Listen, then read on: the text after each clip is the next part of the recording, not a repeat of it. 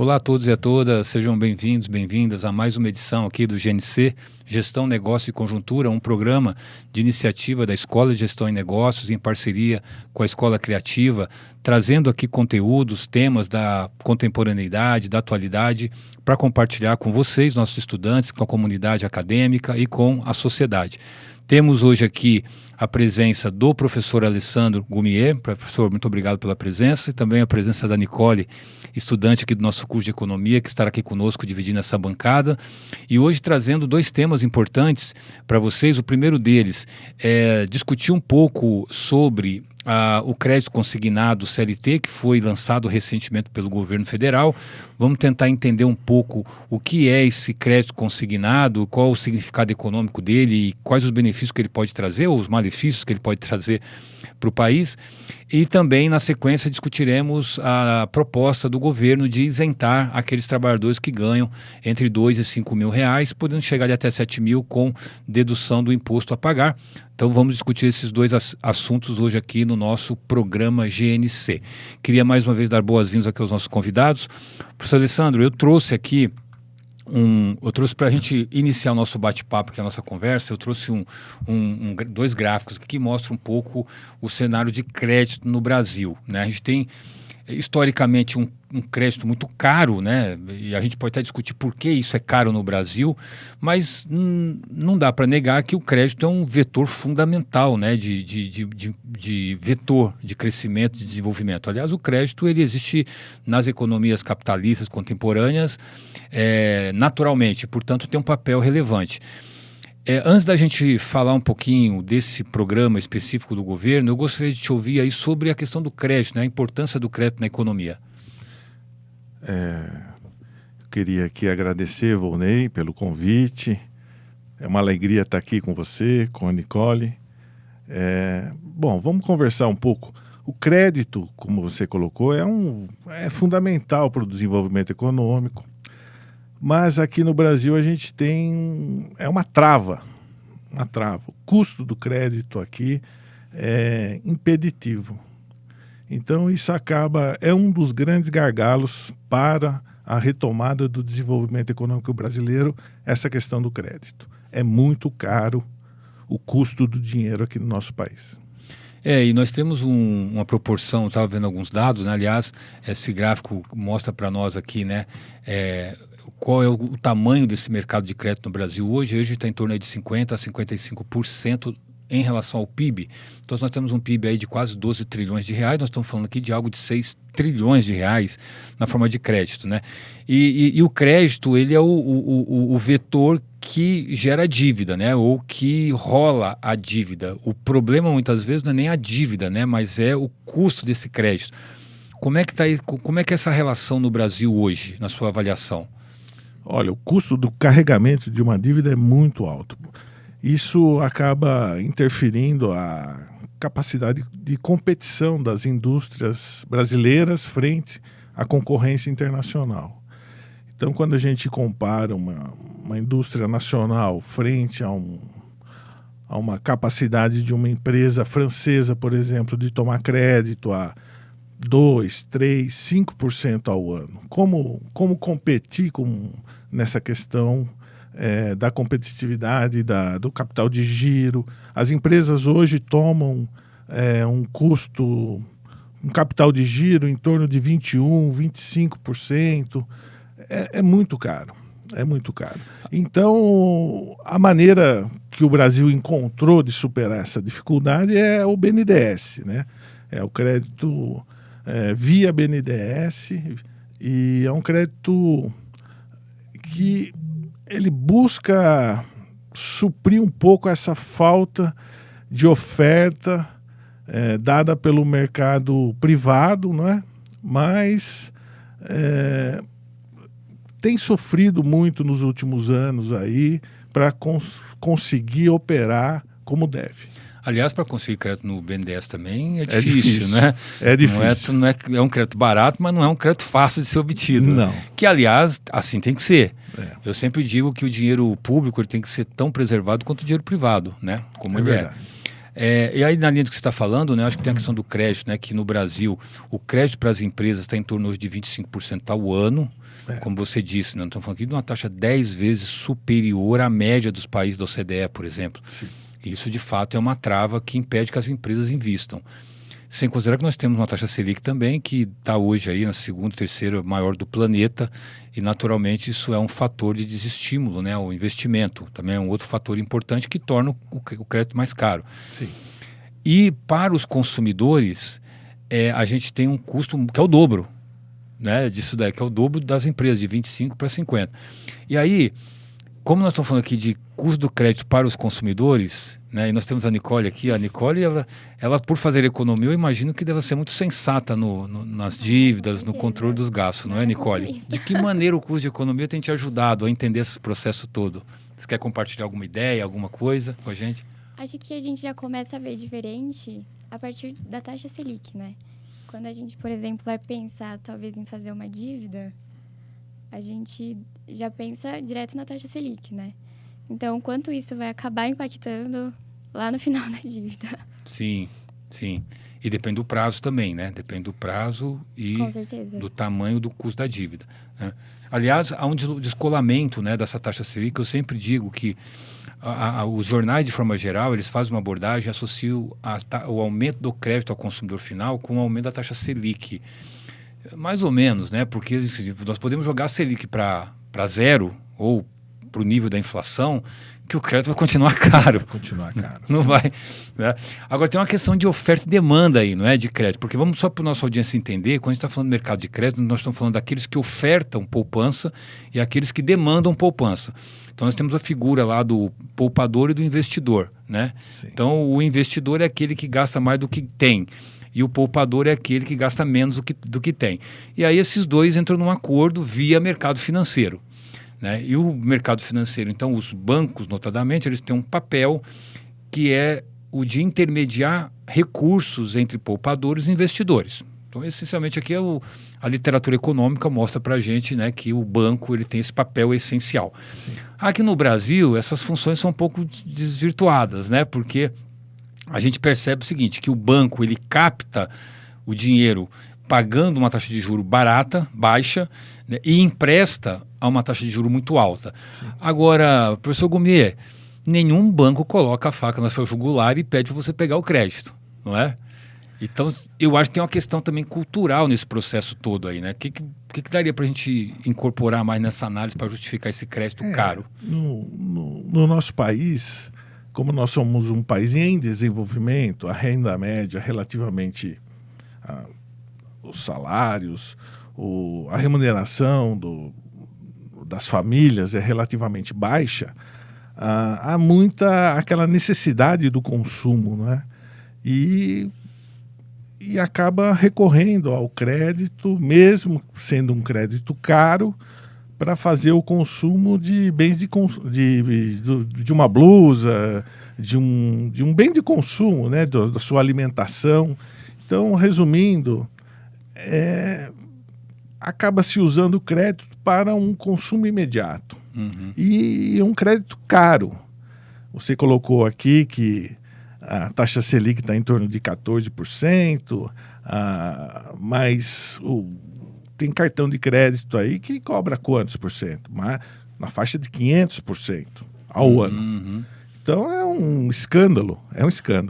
E as pessoas acabam usando esse crédito para o seu dia a dia, porque o salário não chega ao fim do mês, ela acaba recorrendo ao cartão para complementar a renda. E vai criando esse endividamento que a gente conhece, que é muito alto das famílias brasileiras. Então, é uma economia com uma renda média relativamente baixa.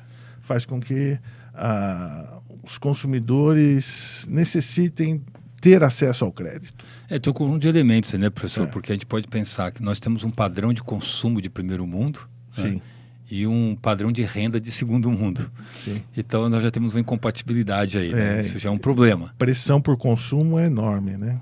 Exatamente. Do outro lado, a gente tem uma baixa capacidade de poupança, uma baixa disposição a poupar, porque nós somos um país de renda média, então boa parte da renda das famílias é destinada, né, à subsistência praticamente, Sim. conjugado com um ambiente de padrão de consumo de primeiro mundo. É uma combinação bombástica, né, para o indivíduo, né, é a tormenta perfeita, né, para o desastre, né. E a gente tem do outro lado, né, os bancos que sabem fazer conta, né, e conseguem captar esse cenário e dizer o seguinte: olha, nós temos crédito fácil aqui para você, né? E aí eu queria, na verdade, já entrar um pouco nesse tema de hoje, né, e que nós trouxemos aqui, que é esse programa, então, do governo do consignado CLT. Só para a nossa audiência entender, né, nós temos já o consignado há já bastante tempo no Brasil, mas é um empréstimo destinado aos servidores, aos aposentados, cuja parcela do empréstimo já é debitada diretamente na fonte, né? Então, antes do beneficiário receber o dinheiro, ali já é abatido já o valor da dívida. Isso para os bancos é excelente, porque você diminui drasticamente o risco de inadimplência e, por consequência, você consegue reduzir o custo dessa dívida. Reduzir peronomútil, né, professor? Porque o custo está em torno de 2,5% ao mês. Se a gente anualizar isso, nós estamos falando de quase 30% ao ano, que cá entre nós está até um pouco acima, né? Aliás, eu trouxe esse gráfico aqui, o gráfico mostra a taxa de média de juros do Brasil, de consignado ao trabalhador no Brasil, que está na faixa dos 3% ao mês, que é uma taxa muito elevada, né? O argumento do governo de lançar o CLT consignado é de que aqueles trabalhadores que têm registro, que têm carteira assinada regular, eles tenham no seu contra-cheque o desconto lá da parcela da dívida diretamente no seu salário, e isso vai permitir, por exemplo, aos bancos oferecerem taxas menores, porque o risco de inadimplência, em tese, seria menor. Então, esse é o argumento. O governo criou lá o aplicativo, né? As pessoas elas se inscrevem lá na carteira de trabalho digital, fazem as simulações, né? Fazem lá demonstram o seu interesse de empréstimo, de quanto precisa e quantas parcelas quer pagar, e aí isso entra num sistema e os bancos têm acesso às informações e os bancos brigam entre si. O sistema financeiro é absolutamente oligopolizado, não brigam tanto assim, né, eu suponho. É verdade. E com taxas de juros que não sei se são muito vantajosas, né? Mas assim, eu acho que tem dois elementos aí. Primeiro, eu acho que a intenção ela é boa porque procura de minimizar de um lado a inadimplência e por outro lado alavancar o crédito, já que ele é um vetor de desenvolvimento importante. Mas por outro lado tem limitações importantes, né? Eu colocaria duas limitações aqui. Primeiro, porque você tem um sistema financeiro oligopolizado, que não tem muita competição, de um lado. E do outro lado, é um programa que não vem acompanhado de educação financeira, sobretudo, né? É verdade. E aí, enfim, gostaria que você falasse um pouquinho sobre esse programa, o que você tem, como você avalia, enfim. Um dos grandes não, mas foi um dos vetores do chamado milagrinho no governo Lula, realmente essa reforma, essa micro-reforma aí que criou o consignado. Consignado relacionado aos servidores, aos trabalhadores. Isso lá nos anos 2000, né? 2006, 2007, que se criou esse consignado e foi importante. Endividou as famílias brasileiras, é verdade, mas contribuiu para o crescimento econômico, porque o trabalhador, quando ele toma o consignado, ele vai consumir. Ele não vai tomar o consignado para poupar, ou para jogar na bet, né? Espero, né? Espero que não. Então contribuiu. O consignado contribuiu ali para aquele momento positivo da economia brasileira ali naquele período do primeiro para o segundo Lula, governo Lula.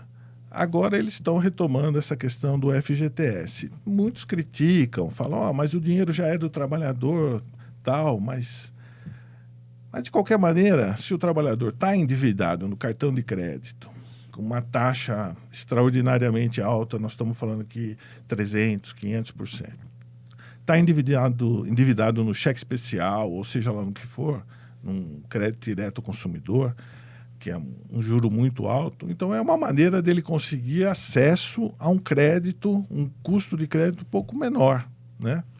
E ele pode poder trocar. Qual é o problema? Ele tomar mais esse empréstimo e continuar se endividando por falta mesmo da educação financeira. Isso é um risco que pode acontecer. As taxas de juro ainda são muito altas, né? 3% ao mês é muito alto. Mas decorre dessa falta de ofertantes mesmo, esse oligopólio que existe na economia brasileira, no sistema bancário, né? E a recomendação é o seguinte: se precisa tomar esse recurso, pensa bem antes, analisa, não vai tomar esse recurso para se endividar ainda mais, para não quitar o cheque especial, não quitar o cartão de crédito. Se for fazer um investimento na sua casa, trocar o seu automóvel, seja lá o que for, mas que seja algo mais perene, não use o seu crédito para o seu dia a dia, para o seu consumo imediato. Tentar, né? E se programar também, uma boa educação financeira, analisar, fazer com calma, pesquisar as opções ali que aparecem para você, porque a taxa média aqui está em torno de 3%, mas tem banco ofertando a 4%, 5%. Então não é uma taxa única, tem uma certa variação aí, tá? Então, com calma, tendo o FGTS, o melhor mesmo seria conseguir usar o FGTS para comprar sua casa própria, né? A melhor das hipóteses, né? Ele foi constituído também para essa finalidade, o FGTS. Mas eu sei que é difícil, o custo dos imóveis está muito alto. Então, tem que tomar uma decisão com muita calma. Aliás, né, professor, quando a gente tem uma economia mais aquecida, quando você tem um baixo nível de desemprego, o Brasil está chegando um pouco aí nessa marca histórica aí, né, de 6% aproximadamente de taxa de desemprego, para um país que há 2 anos atrás estava com uma taxa de 14%. Então, quando você diminui em 8 pontos percentuais, nós estamos falando aí no Brasil, em torno de 8 a 10 milhões de trabalhadores que estavam desempregados e que agora estão empregados, produzindo, é verdade, mas que têm renda e que vão demandar bens e serviços na economia. Então, se a economia não estiver preparada para atender essa demanda, você tem pressões inflacionárias aí, mas que, aliás, é uma justificativa que o Banco Central sempre utiliza para aumentar a taxa de juros, né? Que eu acho uma coisa exagerada, né? E aí a pressão do crédito aumenta, né? Sim. Porque a pessoa é o que a gente chama de economia de efeito riqueza, né? Quando você está desempregado, você fica se apertando todo quanto é lado. Quando você arruma um emprego, você já relaxa. Agora eu vou fazer uma dívida, né? Sim. A única forma de a gente ter alguma coisa é fazendo dívida. Mas você tocou num ponto, professor, que eu acho que é muito importante, né? Para qual finalidade você se endivida, né? É para comprar um bem de consumo ou é um bem de capital? Isso é fundamental as pessoas diferenciarem, né? Uma coisa é você se endividar para comprar um celular para trabalhar de Uber, por exemplo, né? Outra coisa é você se endividar para comprar o celular para ficar no Instagram o dia inteiro, né? Ou na rede social. Depende da finalidade para que você está se endividando, né? Eu acho que esse é o ponto importante, né? Tem que ter um pouco de equilíbrio, né? E falta educação financeira para nós todos, né? E aí a gente tem que procurar superar, não é, Nicole? Conversar bastante, conversar em casa e tentar também não acreditar tanto naquela pressão por consumo, né? Tentar manter um pouco mais o equilíbrio. Aquela máxima, né? Coisas boas nunca nos procuram, né? Viver de acordo com as possibilidades, não é? Nicole, uma curiosidade, a sua geração, você que é jovem, como é que você percebe a maneira como a sua geração lida com o dinheiro? Você acha que é próxima do que as gerações mais velhas se comportam? Eu acho que nós já fomos alertados da importância da educação financeira um pouco antes. Então, eu acho que isso já pode ser um fator que possa mudar algo no futuro. Perfeito. Mas ainda falta muito conhecimento. Não só de saber, né, lidar com a sua economia, mas de entender a macroeconomia, né?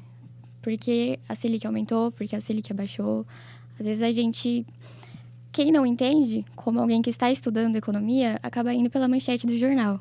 Então, isso é um desespero, causa um desespero, que é um problema para a economia também. Uhum. E você, no curso, né, quando você vai... eu imagino que tem uma diferença, né? Quando você está num curso e está aprendendo coisas e você estabelece conexões, né, conceituais do que você está aprendendo com a sua realidade. Você a Nicole antes do curso de economia, a Nicole no curso de economia, ela percebe diferença na Nicole, não? Com certeza. Com certeza. O que te chamou mais a atenção? Assim, você, assim, o que você ressaltaria como uma mudança assim, de percepção sua em relação ao seu ingresso, por exemplo, quando você não sabia nada ainda de economia? Justamente de fazer uma dívida. Então, se eu vou financiar um apartamento, qual seria o melhor caminho? Qual seria o melhor momento? Né? Perfeito. Então, por exemplo, para financiar um apartamento, talvez o consignado seria um bom caminho. Melhor do que fazer, talvez, com algum outro banco. Né? Então, a Nicole de antes não saberia disso. Perfeito. Não, legal. E aí, ó, nós até colocamos aqui, ó, uma tabela, né? Que foi ali extraído do Poder 360. Eles fizeram uma simulação, né, de um salário de 3.869 com o número de parcelas, né? Que ela vai de 24 a 12. E aí o valor, né? Da dívida e o quanto que essa dívida seria paga ao final do período ali de 24 meses. Então você percebe que quanto maior o prazo, né, quanto maior o prazo, maior é a taxa, né? E quanto menor o prazo, menor é a taxa, né? Em princípio faz sentido isso, né? Mas dá uma olhada que interessante, né? Então, se uma pessoa que ganha 3.869 pega uma dívida ali de R$ 3.081 para pagar em 12 parcelas, ela vai, ao final, pagar R$ 4.521, ou seja, ela pagaria aí praticamente R$ 1.500 somente de juros, o que é um absurdo, né? Ou seja, está comprometendo metade do salário dela só com pagamento de juros, 50% do salário dela com o pagamento de juros num período de um ano. Então, assim, mesmo assim, aparentemente, né, o CLT consignado, ele, de novo, né, acho que vale o que o professor Alessandro Gomet falou, de trocar dívida, né, professor? Você troca a dívida cara, que é de 500% ao ano, por exemplo, uma dívida mais barata, que é uma dívida dessa, para quem é endividado. Agora, para quem não é endividado, eu acho que vale a pena ficar na Selic, né, professor? Fica com calma e tenta se organizar um pouco melhor e só toma um empréstimo mesmo se realmente tiver algum objetivo mesmo de fazer uma reforma na sua casa, melhorar seu carro, trocar o seu carro, ou fazer algum gasto que gere economia para ele. Perfeito. Nesse sentido, ainda está a gente analisando aqui, a gente percebe que ainda é bem caro. É bem caro, o crédito. Agora, o fato é que as taxas no Brasil realmente são escandalosas, né? E acaba gerando uma espécie de vou falar uma palavra forte, mas uma espécie de escravização daquele que tomou o recurso emprestado, que ele acaba comprometendo a vida dele durante um longo período de tempo, 30 anos, 35 anos, a essas taxas. Eu vou dar um exemplo de um amigo meu. Ele tomou um empréstimo, um financiamento habitacional, que é um dos mais baratos. 500 mil. Você imaginar que ele vai pagar ali de juros por ano em torno de 55 mil reais. É muita coisa, não é? Então, vai acumulando ali no saldo devedor dele. Lógico que ele não vai pagar tudo naquele ano, mas vai acumulando no saldo devedor. Sim. E ele acaba comprometendo a vida dele durante um longo período de tempo. Então, realmente, essa questão é inexplicável. A gente compara as taxas internacionais de juros, o Brasil realmente é um ponto fora da curva. E aí tem todo o debate. O presidente do Banco Central deu uma palestra há uns dias atrás, alegando que dessa questão do spread bancário, né? Que é a diferença entre aquela taxa que o banco paga para os investidores, os aplicadores, e aquilo que o banco cobra, não é? Aí no meio que tem o custo básico da taxa Selic, tem a questão dos devedores duvidosos, né, da questão da inadimplência, tem o custo de operação, tem o risco, tem tudo. Impostos, né? Impostos. E uma maneira que ele alentava lá na palestra dele era que era possível que os créditos, os financiamentos, trouxessem colaterais, trouxessem garantias para que se reduzissem as taxas. E aí tentou-se aqui a hipótese do crédito via FGTS, dando o FGTS como garantia, mas a gente percebe que as taxas não caíram tanto.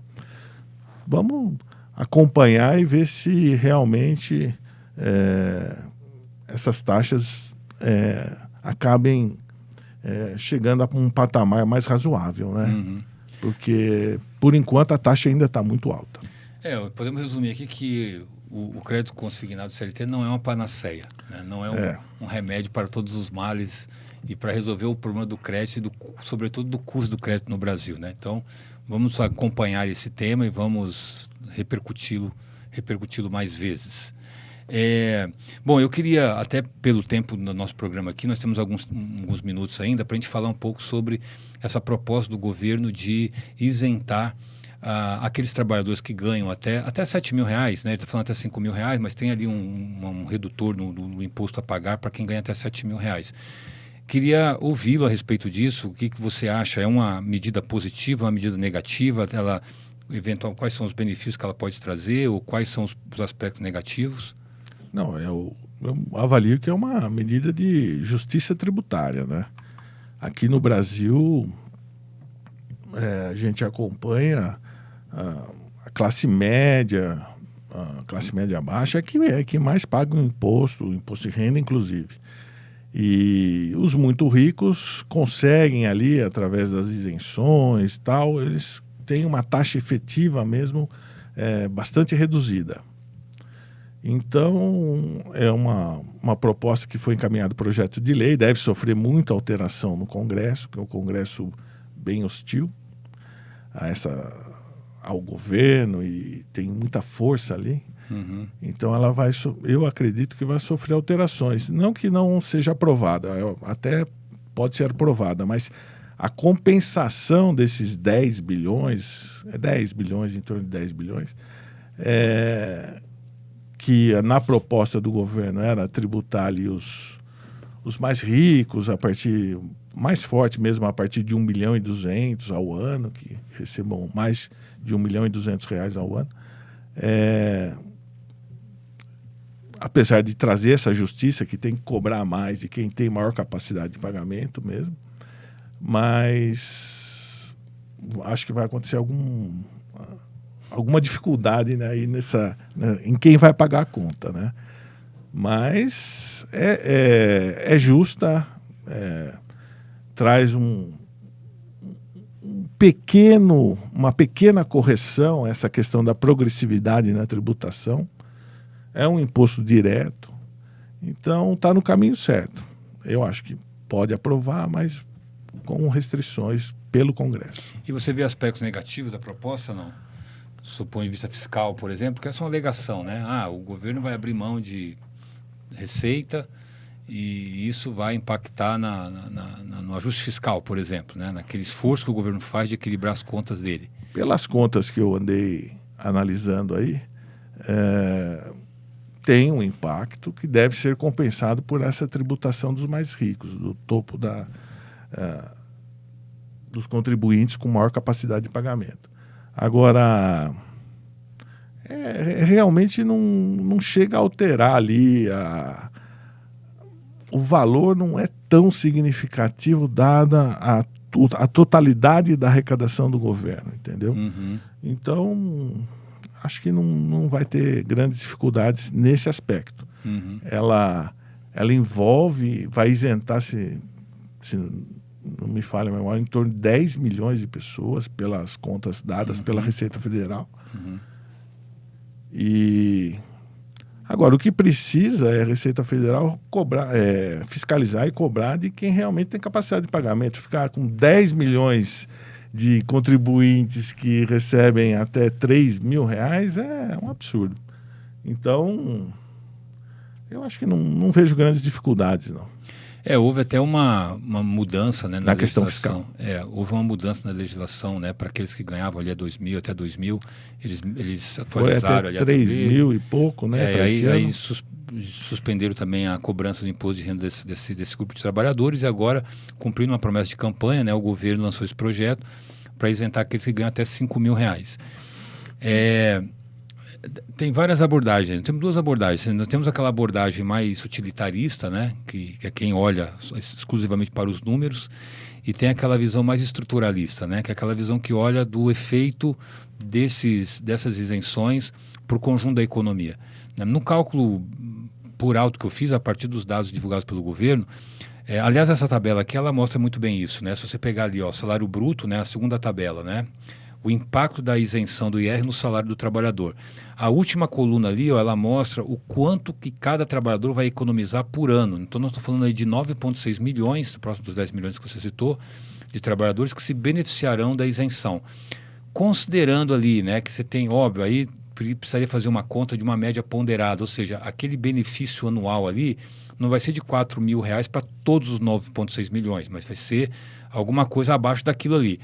Vamos fazer uma conta por alto aqui, se a gente considerar de R$2.500, por exemplo, por trabalhador. Ou seja, aqueles 10 milhões vão economizar R$2.500 por ano. Nós estamos falando de 25 bilhões de reais por ano. Direto para o consumo. Direto para o consumo. Consumo na veia, produção e impacto no PIB. Que é pouco. Para um PIB que é de 12 trilhões de reais, né? Então, o benefício, né, da correção da nossa estrutura tributária, que é brutalmente regressiva, é um programa que é barato e que corrige, né, uma deformidade tributária que já vem de muito tempo, né? Então, acho que nesse sentido ela é favorável.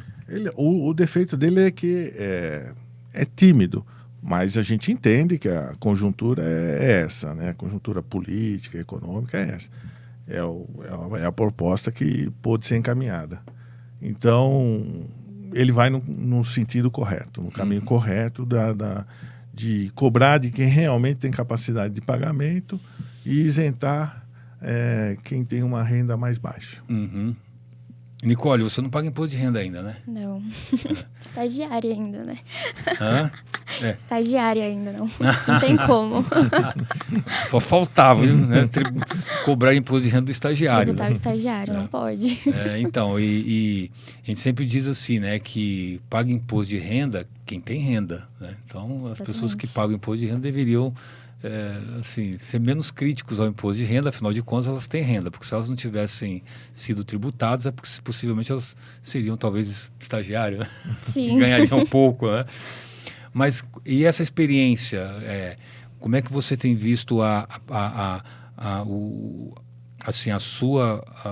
seu curso universitário com a sua empregabilidade? Você percebe que isso tem trazido vantagens para você? E eu queria também te ouvir um pouquinho do que a Nicole, estudante de economia, analisa essas informações assim que aparecem nos jornais aí. Bom, o curso de economia ele é muito amplo, então a gente pode procurar oportunidade, às vezes, em qualquer setor de uma empresa. Às vezes, a gente tem um professor que trabalha na área de marketing, ele é economista, o Lúcio. Então, a empregabilidade eu acredito que não seja ruim para um economista. Uhum. Mas em relação ao assunto, obviamente é algo que tem que ocorrer, essa correção tem que ocorrer, né? Vendo a teoria econômica. Só é um pouco à primeira vista, porque assim, a gente vê o Banco Central aumentando a taxa Selic como uma tentativa de conter o consumo. E aí a gente vê essas ferramentas, né, que o governo utiliza para tentar estimular o consumo. Exatamente. Que vai pressionar a inflação. Como vocês, assim, o que vocês acham que o governo está tentando? O que ele está tentando? Não, é isso mesmo, Nicole.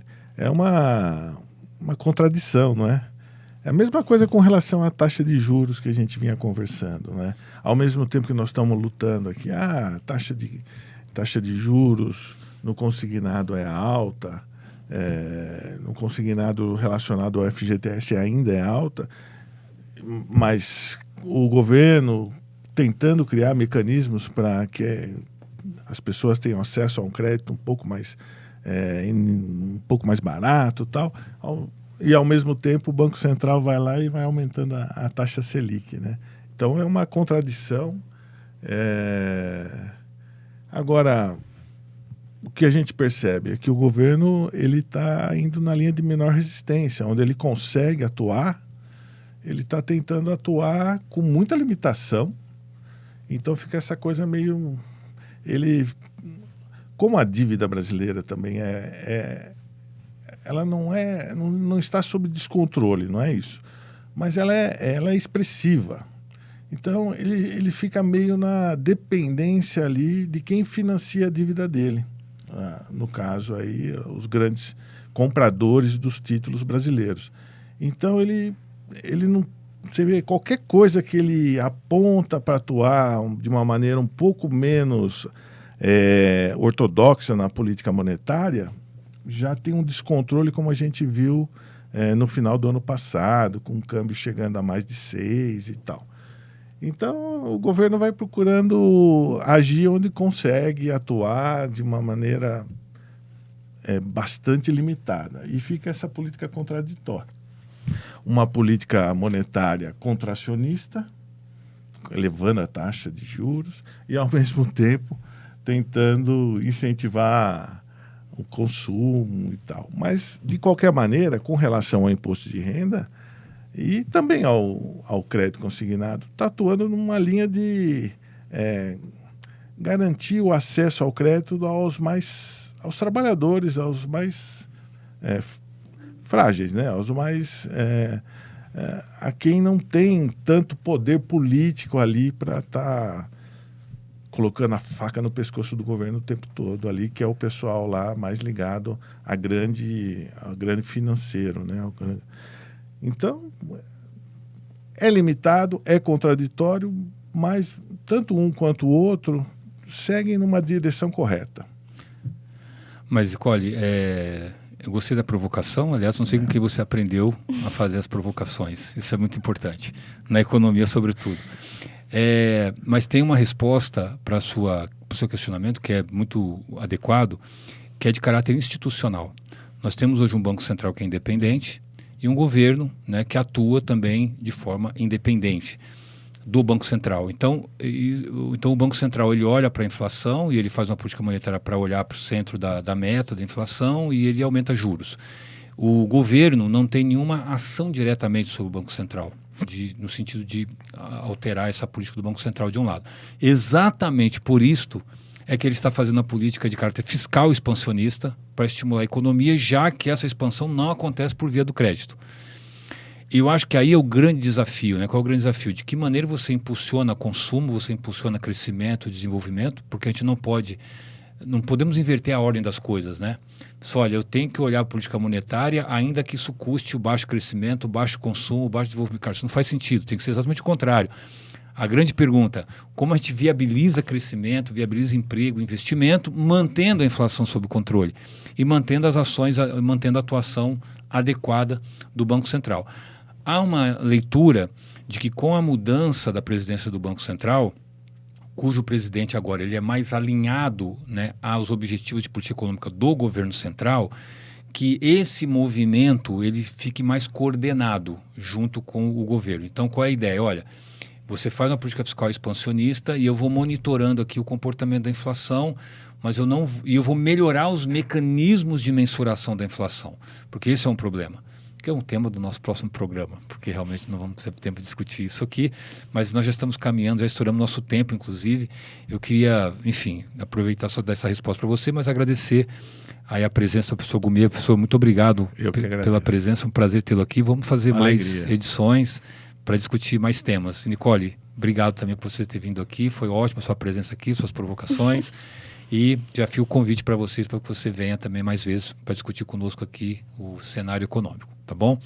Bom, e aí nós agradecemos também, sobretudo a você, nossa audiência, que esteve conosco até aqui agora, e já aproveitamos para convidá-lo para o nosso programa GNC, trazendo aí temas do mundo dos negócios e da economia Um abraço e até mais.